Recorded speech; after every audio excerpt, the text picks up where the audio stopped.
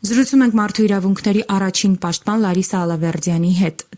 Տիկին Ալավերդյան, Ռուբեն Վարդապետ Զարգարյանն է ահազանգել այն մասին, որ մի իշխանավոր առաջարկել է կամ միանալ կաթողիկոսի հրաժարականի պահանջին կամ իրենց շուրջ էլ մի նոր սկանդալ կպայթի։ Ինչպես տեսնում ենք, այս իշխանական ցինիզմը օր-օրի ավելի է շատանում։ Ինչ պետք է անենք կամ ինչպես պետք է կարողանանք պայքարել սրա դեմ եւ իրավաբանորեն եւ բարոյապես։ Շնորհակալություն հարցի համար, հարցն այն է, որ մենք Հայաստանի Հանրապետությունը ունի բոլոր մեխանիզմները իրավական։ Ես պատահական չի, որ անընդհատ պահանջում եմ գլխավոր դատախազի հրաժարականը։ Հստակեցնենք, որ այս ամենը ինչ տեղի է ունենում, դա փաստորեն իրենից ներկայացնում է հանցագործություն, դա քրեորեն հետապնդելի արարքներ են։ Ընդ որում խոսքը չի գնում նրա մասին, որ ինչ անեն, եթե ասել են։ Ես հիշեցնեմ Նյուրնբերգյան սկզբունքներից մեկը, կարևորագույններից մեկը, դա այն է, որ եթե անձը կատարում է անօրինական հրաման, լինի գրավոր, լինի բանավոր, ապա նա եւս գործում է հանցագործություն, այսինքն ինքը քրեորեն հետապնդելի արարք է գործում։ Եվ դա այդպես չէ, որ հետո արդարանան, բա ինչ անենք։ Կրկնում եմ, մենք այսօր ունենք երկիր, որտեղ բոլոր իշխանության բոլոր թևերը զավթված են, յուրացված են գործադիր իշխանության ղեկավարի կողմից։ Եվ էլի եմ ասում, եթե մենք չենք կարողանում ինքներս մեր եղած գործիքակազմով անենք, նշանակում է պետք է դիմել դատարան։ Լինի դա մարդու իրավունքների եվրոպական դատարան, լինի դա այն է ՄԱԿ-ի արդարադատության դատարանը։ Ես պնդում եմ, որ ոչ թե ես հույսով եմ, որ այդտեղ մենք կստանանք արագ պատասխան, բայց պնդում եմ, եթե մենք չենք բարձրացնում այդ հարցը դատական ատյաններում, նշանակում է մենք իրավաբանորեն համաձայն ենք այդ ամեն ինչի հետ ինչ տեղի է ունենում։ Ստացվում է, որ մեր երկրում այնուամենայնիվ այս պահին քրեորեն հետապնդվում են անմեղ մարդիկ։ Ինչ պետք է անել, այսինքն ստացվում է, որ մեր երկրում բոլոր ներպետական այսպես ատյանները սպառված են եւ մենք որևէ թևում, որևէ ասպեկտում պաշտպանվածություն չունենք որպես Հայաստանի Հանրապետության քաղաքացիներ։ Այդ թվում նաեւ եկեղեցականները, ովքեր եւս համարվում են Հայաստանի Հանրապետության լիիրավ քաղաքացիներ։ Ωστե համարվում են այն։ Այսինքն մենք ունենք այսօր ձեր նկարագրած վիճակը, երբ որ ոչ թե անգործության են մատնված պատկան մարմինները,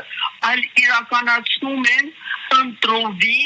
լինի արդարադատություն, լինի դա այլ գործողություններ մեր իրավապահ մարմինները եւ դատական իշխանությունը իրականացնում է, կրկնում եմ, ընտրովի օրենքի ընտրովի կիրառումը։ Այսինքն, եթե նրանք ամբողջովին մատնված լինեին անգործության, դա նշանակում է նրանք չէին հետապնդի քաղաքացիներին եւ այդ թվում եւ հոգեվորականներին։ Մենք էլի եմ ասում, այո, հայտնվել ենք մի բավականին այնպիսի վիճակում, որը բնութագրվում է ոչ թե ժողովրդավարական ռեժիմի ներհատուկ ինչ-որ բանաձևերով, այլ սա ֆեոդալական կամ ճորտատիրական հարաբերությունների դաշտում պետք է դիտարկել։ Պատահական չի, որ հասարակությունը իրոք այդպես ոնց որ թե ոչ թե ապատիա է, այլ պարզապես քարացած է ու իրապես չեն գտնում այն մեթոդները, որոնք կարելի է 21-րդ դարում աշխատել, կներեք պայքարել ֆեոդալական կարգերի հետ։ Ես ինչի ասեցի ֆեոդալական եւ ճորտատիրական, եթե մենք վերցնենք կառավարման համակարգը, ապա այդտեղ տիրում են ամբողջովին ճորտատիրական հարաբերություններ։ Այսինքն որևէ մեկը այդտեղ չի ցուցաբերում դիմադրություն եւ ուղղակի հլու հնազանդ իրականացնում է այն ինչ որ բանավոր ես համոզված եմ որովհետեւ գրավոր այդպիսի հրամաններ չեն այսպես ասած արտակվում եւ այս առումով կրկնում եմ մենք մի մեխանիզմը այն է ժողովրդի ցասումը մենք տեսնում ենք որ ամբողջովին տապալված է արդեն 7 տարուց ավել այնպիսի անմարդկային վերաբերմունքով որը որևէ մի երկրում ես առնվազն չգիտեմ ես բացատրեմ ասածս տեսեք վարչապետի պաշտոնը զբաղեցնող անձը ուղղակի հոգեբանական տրավմա է հասցնում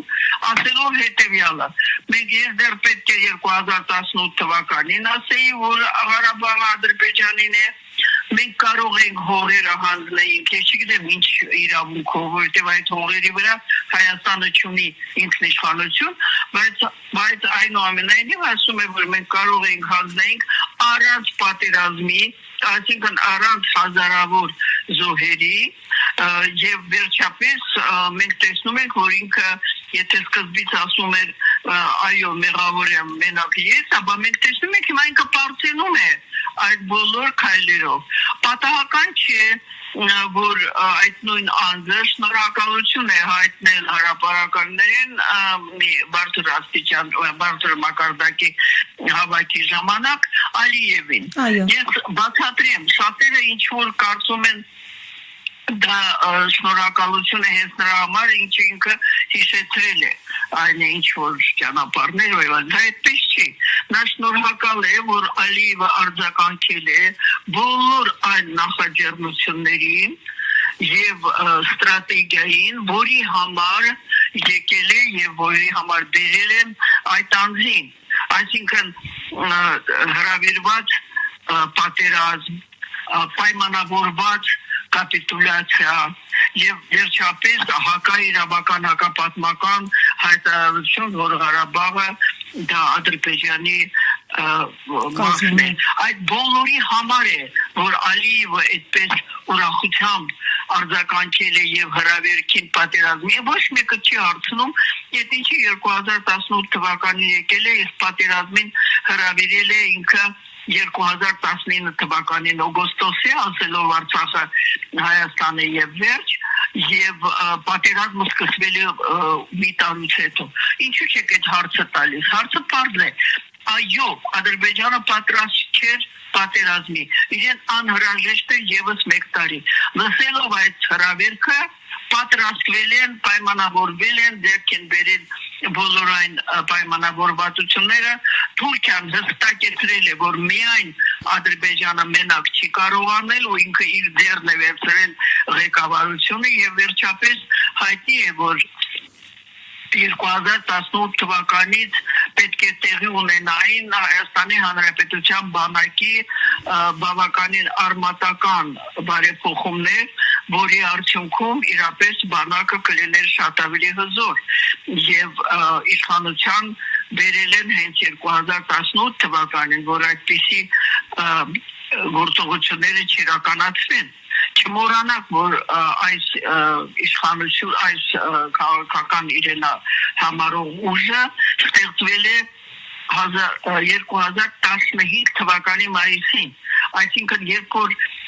մեր ողերի այսպես ասած հարևանները